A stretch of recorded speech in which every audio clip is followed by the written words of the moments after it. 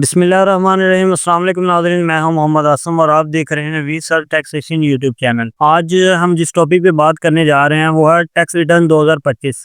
आप अपनी tax return 2025 किस तरह जमा करवा सकते हैं, इसमें कौन कौन सी तब्दीलियाँ की गई हैं, इसमें आप अपना डाटा किस तरह फिल कर सकते हैं, इस हवाले से तमाम तफसीलात आपको इस वीडियो में बताई जाएंगी। सबसे पहले आपने गूगल क्रोम ब्राउज़र पे आके आईआरएस की वेबसाइट को ओपन कर लेना है। ओपन करने के बाद यहाँ पे आपने अपना रजिस्ट्रेशन नंबर और पासवर्ड लिख के लॉगिन कर लेना है। जैसे आप लॉगिन करेंगे तो आपके सामने इंटरफेस शो हो जाएगा। यहाँ पे डैशबोर्ड पे जो तब्दीलियाँ की गई हैं वो मैंने पहले भी वीडियो में बताया था, लेकिन आपको दोबारा बता देता हूँ।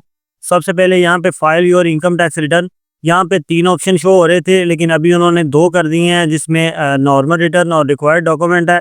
यहाँ पे पहले सैलरी का ऑप्शन भी था, लेकिन वो उन्होंने ख़त्म कर दिया है। और उसके बाद यहाँ पे एक ऑप्शन था मैनेज योर प्रोफाइल का, वो यहाँ पे भी पहले था, और यहाँ पे टॉप कॉर्नर पे भी आपको नज़र आ रही है प्रोफाइल का ऑप्शन, यहाँ पे भी था, लेकिन यहाँ डैशबोर्ड से उन्होंने ख़त्म कर दिया है। और यहाँ पे टॉप पे वैसे ही है, जहाँ से आप अपनी प्रोफाइल को मैनेज कर सकते हैं। यहाँ पे जो नया ऑप्शन इंट्रोड्यूस करवाया गया है वो सिंप्लीफाइड आईटी रिटर्न का, यहाँ से आप अपनी टैक्स रिटर्न ओपन करके इसको फिल कर सकते हैं। इसके ऊपर जब आप क्लिक करेंगे तो यहाँ से आपकी जो टैक्स रिटर्न 2025 है सिर्फ वही ओपन होगी। अगर आपने कोई अपनी प्रीवियस रिटर्न जमा करवानी है 2024 की या 2023 की या उससे पिछले सालों की जमा करवानी है, तो फिर यहाँ पे आप नॉर्मल रिटर्न पे क्लिक करके रिटर्न को ओपन कर सकते हैं, या आप डिक्लेरेशन के ऊपर क्लिक करेंगे तो यहाँ से भी आप अपनी टैक्स रिटर्न को ओपन कर सकते हैं। हमने 2025 की रिटर्न जमा करवानी है, यही हमारा आज का टॉपिक है। तो हम सिंप्लीफाइड आईटी रिटर्न के ऊपर क्लिक करेंगे। यहाँ पे आपको बता दूं, जैसे हमने उसके ऊपर क्लिक किया तो हमारे पास फॉर्म ओपन हो गया। यहाँ पे तमाम ऑप्शन आपको लेफ्ट साइड पे नजर आ रहे होंगे टैक्स रिटर्न को फिल करने के हवाले से। सबसे पहले स्टार्ट, यानी कि आपने अपनी टैक्स रिटर्न को स्टार्ट करना है फाइल करने के लिए। उसके बाद है इनकम सोर्स है, उसके बाद नेक्स्ट ऑप्शन आएगा इनकम डिटेल का, उसके बाद विद होल्डिंग टैक्सेस का आएगा, उसके बाद tax relief reduction and credits का आएगा, वेल्थ स्टेटमेंट का आ जाएगा, उसके बाद वेल्थ रिकंसिलेशन का आ जाएगा, tax return summary and undertaking आ जाएगा, उसके बाद वेरिफिकेशन एंड कंफर्मेशन का ऑप्शन आ जाएगा, जो कि लास्ट ऑप्शन होगा। सबसे पहले start filing your income tax return. यहाँ पे टैक्स ईयर के हवाले से आपको बताया गया, टैक्स ईयर 2025 की डेट बताई गई है कि कहाँ से कहाँ तक है, और उसकी जो लास्ट डेट है वो यहाँ पे आपको बताई गई है। और उसके बाद यहाँ पे वो आपसे पूछ रहा है कि where you present in Pakistan for 183 days, क्या आप टैक्स ईयर 2025 में पाकिस्तान में 183 दिन रहे हैं। अगर आप पाकिस्तान में रहे हैं तो यस लिखेंगे, अगर आप पाकिस्तान से बाहर थे तो फिर आप नो सेलेक्ट करेंगे। हम पाकिस्तान में थे, यस सेलेक्ट करेंगे। जैसे यस सेलेक्ट करेंगे, यहाँ पे कंटिन्यू का ऑप्शन आपके सामने विजिबल हो जाएगा, इसके ऊपर आपने क्लिक कर देना है। हम नेक्स्ट ऑप्शन में आ जाएंगे इनकम सोर्स में। यहाँ पे आपने अपना जो इनकम सोर्स है वो बताना है।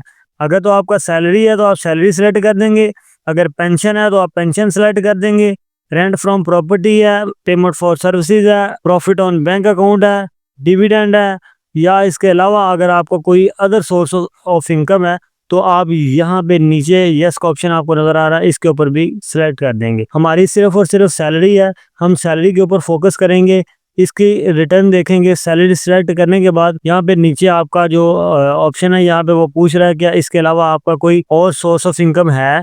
अगर आपका इसके अलावा कोई सोर्स ऑफ इनकम है तो आप यस सेलेक्ट करेंगे, अगर नहीं है तो आप यहाँ पे नो सेलेक्ट करेंगे। हमारा सैलरी के अलावा कोई सोर्स ऑफ इनकम नहीं है, हम यहाँ पे नो सेलेक्ट करेंगे। करने के बाद यहाँ से नेक्स्ट कर देंगे। वीडियो थोड़ी लंबी होने वाली है, लिहाजा वीडियो को स्टेप बाय स्टेप लाजमी देखिएगा, ताकि आप कामयाबी से अपनी टैक्स रिटर्न जमा करवा सकें और एक्यूरेट डाटे के मुताबिक आप अपनी रिटर्न को फिल कर सकें। जैसे ही हमने नेक्स्ट पे क्लिक किया तो हम आ गए हैं इनकम डिटेल वाले ऑप्शन में। पहले हम रैंडम डाटा डाल के अपनी टैक्स रिटर्न को फाइल कर देते थे कि रैंडम सैलरी डाली और रैंडम उसके एक्सपेंसेस वगैरह डाले, उसको फाइल कर दिया। लेकिन अब आप ऐसा नहीं कर सकते। अब आपने प्रॉपर डाटा डालना है, प्रॉपर इनकम की डिटेल देनी है, और उसके जो टैक्स कटे होंगे उसके हवाले से वो तमाम डिटेल एक्यूरेट देनी है। आप किसी भी किस्म की कोई मिस्टेक नहीं करेंगे। अगर आप मिस्टेक करेंगे तो आपकी टैक्स रिटर्न जो है वो फाइल ही नहीं होगी। तो लिहाजा आपने अपना तमाम डाटा एक्यूरेट डालना है, जो आपका ओरिजिनल डाटा होगा आपने उस डाटा के मुताबिक अपनी रिटर्न को फिल करना है। सबसे पहले जो ऑप्शन यहाँ पे आपको नजर आ रहा है एम्प्लॉयर एनटीएन, आप जिस अदारे में जॉब कर रहे हैं अगर वो रजिस्टर्ड है, उसका एनटीएन बना हुआ है, तो आप यहाँ पे उसका एनटीएन नंबर लिखेंगे। एनटीएन नंबर लिखने के बाद जब आप सर्च करेंगे तो आपके सामने उसका नाम शो होगा और वो आप सिलेक्ट कर देंगे। अगर आपके पास एनटीएन नंबर अदारे का नहीं है तो आप यहाँ पे टिक कर देंगे। उसके बाद यहाँ पे अदारे का नाम लिख देंगे। मिसाल के तौर पे हम ABC ट्रेडर में जॉब कर रहे हैं, यहाँ पे हमने उसका नाम लिख दिया और उसके बाद थोड़ा सा नीचे आएंगे तो यहाँ पे आपने अपनी सैलरी की डिटेल देनी है। पहले हम जो इनकम लिखते थे, जो हम सैलरी लिखते थे, टैक्स डिडक्ट होने के बाद जो हमें नेट सैलरी मिलती थी हमने वो यहाँ पे लिखनी होती थी, लेकिन अब हमने वो भी लिखनी है और ग्रॉस सैलरी भी लिखनी है। सबसे पहले यहाँ पे आपको ऑप्शन नजर आ रहा होगा ग्रॉस सैलरी का, यानी कि आपकी वो सैलरी जो टैक्स डिडक्ट होने से पहले आपको मिली है, यानी कि आपकी ग्रॉस सैलरी कितनी बनती है। मिसाल के तौर पे अगर आपकी ग्रॉस सैलरी 7 लाख बनती है तो आप यहाँ पे वो ऐड कर देंगे। अगर आपकी 6 लाख बनती है तो आप यहाँ पे वो ऐड कर देंगे जो आपकी ग्रॉस सैलरी है जिसमें से टैक्स डिडक्ट नहीं हुआ। मिसाल के तौर पे हमारी जो सैलरी है वो 6 लाख है, इसके ऊपर किसी किस्म का कोई टैक्स नहीं है, लिहाजा हम यहाँ पे अपनी इनकम लिख देंगे। अगर आपकी सैलरी इससे ज्यादा है तो आप अपनी मुतलका जो सैलरी होगी उसके मुताबिक अपना डाटा फिल करेंगे। ग्रॉस सैलरी के बाद यहाँ पे ऑप्शन एक नजर आ रहा है ट्रांसपोर्ट मोनेटाइजेशन बेनिफिट्स। अगर आपको कोई ट्रांसपोर्ट के बेनिफिट्स मिले हैं, आपको कोई अलाउंसेस वगैरह ट्रांसपोर्ट के हवाले से मिले हैं तो आप यहाँ पे वो ऐड कर देंगे। और उसके बाद यहाँ पे जो आपका टैक्स डिडक्ट हुआ होगा, सैलरी से कटा होगा जो टैक्स, आप यहाँ पे वो लिख देंगे टैक्स डिडक्टेड फ्रॉम सैलरी। यहाँ पे आप अपना वो टैक्स लिख देंगे। और उसके बाद यहाँ पे है salary allowances exempt from tax. अगर आपकी कोई सैलरी टैक्स एग्जम्प्ट है या आपको कोई ऐसे अलाउंस मिले हैं जो टैक्स एग्जम्प्ट है तो आप यहाँ पे उसकी अमाउंट लिख देंगे। उसके बाद यहाँ पे वो आपसे पूछ रहा है कि क्या आप सैलरी के अलावा, एम्प्लॉयमेंट के अलावा किसी और इदारे में भी जॉब करते रहे हैं, क्या इसके अलावा भी आपकी कोई जॉब है।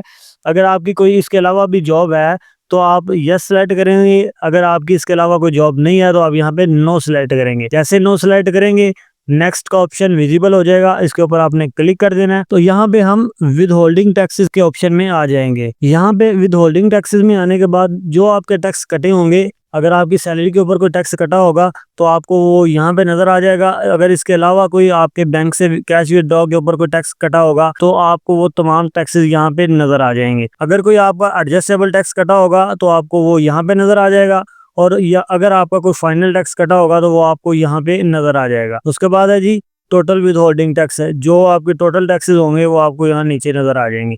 उसके बाद यहाँ पे आपसे वो पूछ रहा है कि क्या ऊपर मेंशन किए गए हेड्स के अलावा आपका कोई और टैक्स कटा हुआ है, तो आप यहाँ पे यस सेलेक्ट कर देंगे। अगर यहाँ पे कोई ऐसा हेड नहीं है जिसका आपका टैक्स कटा हो तो आप यहाँ पे नो सेलेक्ट करके नेक्स्ट कर देंगे। जैसे नेक्स्ट करेंगे तो हम tax relief, reductions and credits वाले ऑप्शन में आ जाएंगे। यहाँ पे वो आपसे पूछ रहा है कि क्या आप इस साल में 2025 वाले साल में फुल टाइम टीचर हैं या रिसर्चर हैं। तो आप अगर फुल टाइम थे तो आप यस लिखेंगे, अगर फुल टाइम नहीं थे तो आप यहाँ पे नो सेलेक्ट करेंगे। उसके बाद यहाँ पे आपसे वो पूछ रहा है कि क्या आपने बच्चों की ट्यूशन फीस दी है। अगर आप मैरिड हैं, आपने बच्चों की ट्यूशन फीस भी दी है तो आप यहाँ पे यस सेलेक्ट करेंगे। अगर आपने बच्चों की ट्यूशन फीस नहीं दी तो आप यहाँ पे नो ही रहने देंगे। मिसाल के तौर पे अगर आप यस सेलेक्ट करते हैं तो यहाँ पे आपने बताना है कि आपके बच्चे कितने थे और उनकी आपने कितनी फीस पे की है, वो डिटेल आपने बतानी है। और उसके बाद है जी ज़कात के बारे में पूछ रहा है, क्या आपके बैंक ने आपकी ज़कात काटी है या आपने कोई ज़कात पे की है। अगर आपने ज़कात पे की है तो आप यस सेलेक्ट करके यहाँ पे उसकी अमाउंट बता देंगे। अगर आपने ज़कात नहीं पे की, आपके बैंक ने भी नहीं काटी, तो फिर आप यहाँ पे नो सेलेक्ट करेंगे। उसके बाद यहाँ पे वो पूछ रहा है कि क्या ऊपर दिए गए एरियाज के अलावा आप कोई किसी और एरिया में टैक्स क्लेम करना चाह रहे हैं। अगर आप कोई करना चाह रहे हैं तो आप यस सेलेक्ट कर देंगे, अगर नहीं करना चाह रहे तो यहाँ पे नो सेलेक्ट कर देंगे। करने के बाद यहाँ पे नेक्स्ट का ऑप्शन विजिबल हो जाएगा, इसके ऊपर आपने क्लिक कर देना है। आप आ जाएंगे वेल्थ स्टेटमेंट वाले ऑप्शन में। वेल्थ स्टेटमेंट वाले ऑप्शन में आने के बाद हमने जो इनकम इस दफ़ा जनरेट की है, हमारी जो सैलरी हमने ऐड किया वो 6 लाख थी। आपकी जितनी भी होगी आपने अपनी इनकम जो है ना उस हिसाब से, अपनी सैलरी के हिसाब से यहाँ पे ऐड करनी है। यहाँ पे आपके पास जो भी एसेट्स होंगे, अगर कोई बैंक अकाउंट है, कोई मोटर व्हीकल है, कोई प्रॉपर्टी है, कोई इन्वेस्टमेंट आपने की है, या कोई प्रीशियस पोजेसन है, रिसीवेबल है, या कोई यानी अदर एसेट है, जो भी आपके एसेट्स हैं वो आप यहाँ पे ऐड करेंगे। ऐड करने का क्या तरीक़ेकार है, यहाँ पे ऐड आइटम के ऊपर आपको क्लिक करना है। यहाँ पे आपके पास जो भी आइटम है, मोटर व्हीकल है, बैंक अकाउंट है, प्रॉपर्टी है, इन्वेस्टमेंट है, प्रीशियस पोजेसन, रिसीवेबल या एनी अदर एसेट, जो भी डिटेल है आपके पास, आप यहाँ पे वो सिलेक्ट करके उसको ऐड करेंगे। मिसाल के तौर पे हमारी प्रॉपर्टी है, सिलेक्ट करेंगे, नेक्स्ट करेंगे और उसके बाद यहाँ पे प्रॉपर्टी की डिस्क्रिप्शन लिखेंगे। यहाँ पे प्रॉपर्टी टाइप बताएंगे, एग्रीकल्चर, कमर्शियल, रेजिडेंशियल या इंडस्ट्रियल है। उसकी टाइप बताने के बाद यहाँ पे मेजरमेंट यूनिट बता देंगे और उसके बाद यहाँ पे कॉस्ट डिक्लेयर्ड बता देंगे कि कितनी की आपने ली है। और उसके बाद आप यहाँ पे कंट्री आपका सेलेक्ट होगा, यहाँ पे आप प्रोविंस बता देंगे किस सूबे में आपकी प्रॉपर्टी है और उसके बाद यहाँ पे उसका जो एड्रेस है वो डिटेल में वो लिख देंगे। इसी तरह अगर आपकी कोई मोटर व्हीकल है तो आप यहाँ पे वो ऐड कर सकते हैं, बैंक अकाउंट है तो वो ऐड कर सकते हैं। बैंक अकाउंट के हवाले से आपको बता दूं, बैंक अकाउंट में आपने अपना IBN नंबर लिखना है। बैंक अकाउंट के 2 नंबर होते हैं, एक IBN नंबर होता है और एक अकाउंट नंबर होता है। अकाउंट नंबर जो होता है वो मोस्टली पाकिस्तानी इस्तेमाल के लिए होता है और IBN नंबर जो होता है ये इंटरनेशनल ट्रांजैक्शंस के लिए होता है। आपने यहाँ पे IBN नंबर लिखना है। अगर आप वो नहीं लिखेंगे तो आपका अकाउंट यहाँ पे ऐड नहीं होगा। तमाम डिटेल ऐड करने के बाद आपने अपने तमाम एसेट्स डिक्लेयर करने के बाद यहाँ पे आप थोड़ा सा नीचे आ जाएंगे तो यहाँ पे आपको ऑप्शन नजर आ रहा होगा लायबिलिटी इन पाकिस्तान। अगर आपने किसी से कोई लोन वगैरह लिया हुआ है, किसी फैमिली मेंबर से लिया हुआ है या आपने किसी बैंक से लिया हुआ है, ऐड आइटम पे क्लिक करेंगे तो यहाँ पे आप उसकी डिटेल ऐड कर सकते हैं। उसके बाद आपने क्या करना है, आपने नीचे आना है। यहाँ पे आप देख सकते हैं कि चेंजेस इन नेट एसेट्स, अगर आपके कोई एसेट्स इस साल में होंगे तो आपको वो ऊपर ये एज ऑफ 30 जून 2025 यहाँ पे शो हो जाएंगे। अगर आपके जो पिछले साल से एसेट्स होंगे वो आपको नेट एसेट एज ऑफ 30 जून 2024 यहाँ पे शो होंगे। मिसाल के तौर पे हमारे पास 5 लाख पिछले सालों से चला आ रहा है। लिखने के बाद आप यहाँ से इसको यहाँ पे सेव करेंगे और उसके बाद आप क्या करेंगे, यहाँ पे वो आपसे पूछ रहा है कि आपकी पाकिस्तान के अलावा किसी दूसरे मुल्क में एसेट्स या कोई लायबिलिटी है।